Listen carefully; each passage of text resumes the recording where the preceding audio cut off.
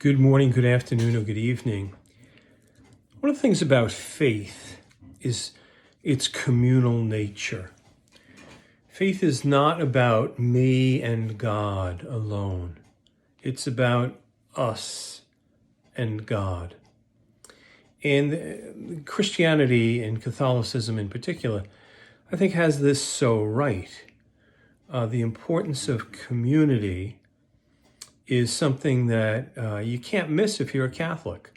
Even if you want to look at it legalistically, the rule that says got to get to Mass on Sunday, well, the value behind it is that, taking a walk in the woods and praying can be a beautiful thing. By all means, do it.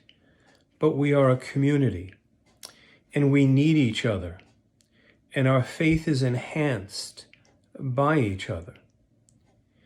However, within communities, there are often those who are sort of on the periphery, who perhaps at this stage of their life, their faith is just kind of a box that they check, and it's not deeply personal.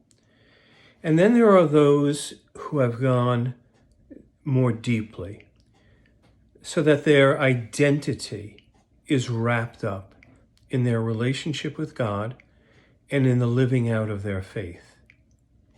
Now, that first reading from Isaiah today talks about a remnant, a faithful remnant, because as far as God is looking at it, much of Israel is up there on the periphery, and not even on the periphery. They're not living their faith at any meaningful level. In fact, they're giving into idolatry. But there is this remnant, this group within the group that is living their faith deeply. And I have to admit, this is important to me. I want to keep my eyes open for a remnant group. I want, whatever they're having, I'll have some. I want their faith and their goodness to rub off on me. I want their passion for God to rub off on me. I am, frankly, dependent on them to help me catch the Spirit. And when I think of these remnant groups that I belong to, I think of a number of different groups. The people that I travel to Guatemala with, I think of a core remnant group. I have to admit, I haven't made that trip in a while because of my health.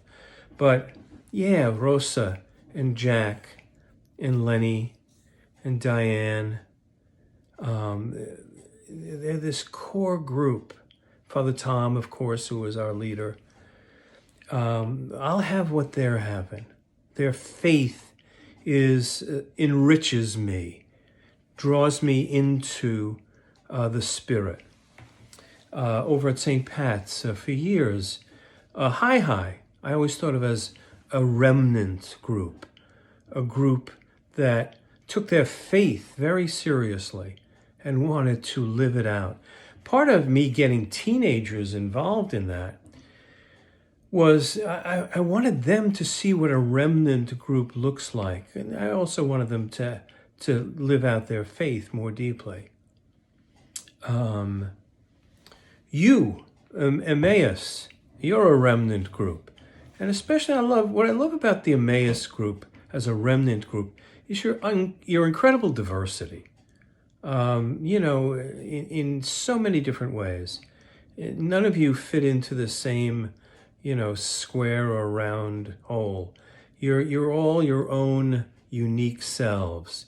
And yet, your attendance we're in our 25th year, tells me that you are interested in your relationship with God and growing in it.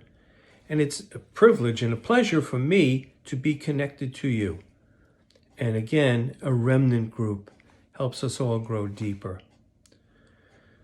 Jesus makes clear one of the important characteristics of a remnant group in the gospel today. He says, look, it's not those who say, Lord, Lord, but those that do the will of my Father in heaven. In other words, talk is cheap. How do you put this faith of yours into practice.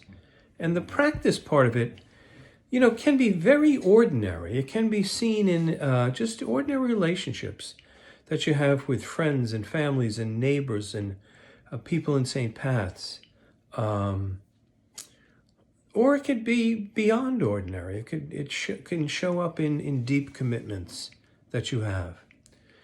So Isaiah calls us to be part of this remnant in fidelity to God, seeking God, seeking to love God with all our heart, mind, soul, and strength.